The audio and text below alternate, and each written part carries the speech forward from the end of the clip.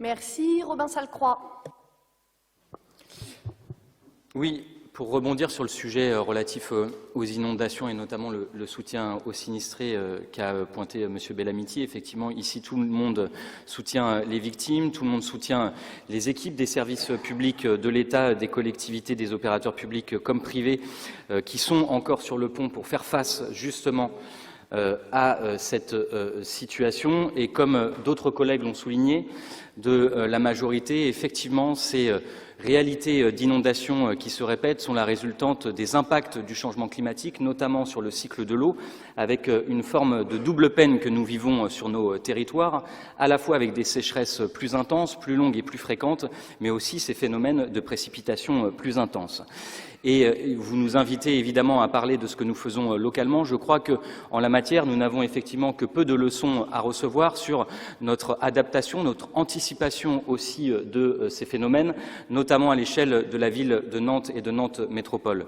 Je tiens ici à rappeler que dès le début du mandat, nous avons décidé notamment de doubler les crédits d'investissement dédiés aux politiques publiques de l'eau et de l'assainissement, notamment pour adapter nos infrastructures, que ce soit sur nos réseaux de collecte, que ce soit aussi sur nos ouvrages.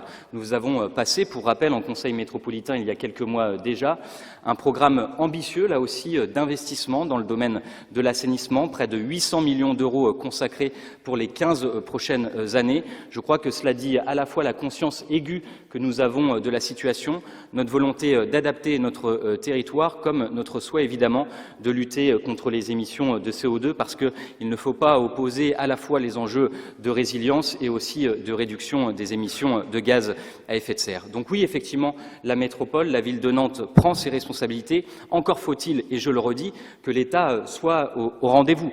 Et en la matière, j'aimerais vous entendre quand on a encore des annonces sur les ponctions de l'État, sur les agences de l'eau, qui contribuent justement au financement de ces belles politiques publiques. C'est quand même plusieurs milliards d'euros qui peuvent être ponctionnés sur le budget des agences de l'eau demain. J'aimerais un petit peu plus vous entendre quand les budgets des collectivités elles-mêmes déploient justement ces investissements majeurs sont justement contestés et potentiellement attaqués. Donc, Monsieur Bellamiti, je vois que vous faites preuve de souplesse ce matin en devenant un critique de l'État et très attentif à ce que fait la collectivité, mais faites tout de même attention au claquage. Et sur la question de la sécurité, il me semble important de redire qu'effectivement, nous sommes tous ici conscients de l'importance de la lutte déterminée contre les narcotrafics. Mais vous le savez, cette lutte contre les narcotrafics, cette lutte contre les trafics d'armes, contre les trafics d'êtres humains relève des politiques nationales et notamment celles de l'État. Cela ne veut pas dire que la police municipale ne peut rien, notamment en complémentarité, mais le sujet principal et ceux qui sont en première ligne, ce sont nos policiers nationaux, ce sont nos gendarmes. Et vous le savez qu'en la matière, le texte de loi qui est discuté est celui, évidemment, des ambitions. Mais le ministre de l'Intérieur lui-même dit que les ambitions, c'est bien, mais il va falloir des moyens. Et il y a des policiers nationaux en ce moment et dans les jours qui viennent qui vont venir manifester, notamment devant les grilles des différents ministères dans le cadre des discussions budgétaires. Parce que vous le savez, nous ne résoudrons pas cette question de la lutte contre les narcotrafics sans parler de la question des rémunérations des fonctionnaires de police nationale et de gendarmerie. Nous ne résoudrons pas la lutte contre les narcotrafics sans parler de la question du recrutement de policiers, de gendarmes en nombre et de douaniers également. Un chiffre. 17 000 douaniers en France contre 48 000 en Allemagne aujourd'hui. Si nous ne tarissons pas à la source l'arrivée des drogues et des armes dans notre pays, nous n'y arriverons pas. Et là-dessus, je ne vous entends pas beaucoup parler. Nous n'y arriverons pas non plus si nous n'arrivons pas à faire en sorte qu'il y ait un vrai choc d'attractivité, notamment des filières d'investigation, parce que vous le savez dans le domaine, seul le temps de l'enquête longue et dans la durée peut permettre d'avancer. Nous n'y arriverons pas non plus si nous ne posons pas la question des rapports de force diplomatiques, y compris avec les pays qui sont producteurs de drogue et que nous connaissons très bien chacune et chacun, que ce soit en Europe ou dans le monde. Et donc je vous sens ce matin très exigeant, c'est vrai, vis-à-vis de la municipalité. J'aimerais vous entendre un petit peu plus fort sur les nécessaires politiques nationales, notamment dans ces moments d'arbitrage budgétaire.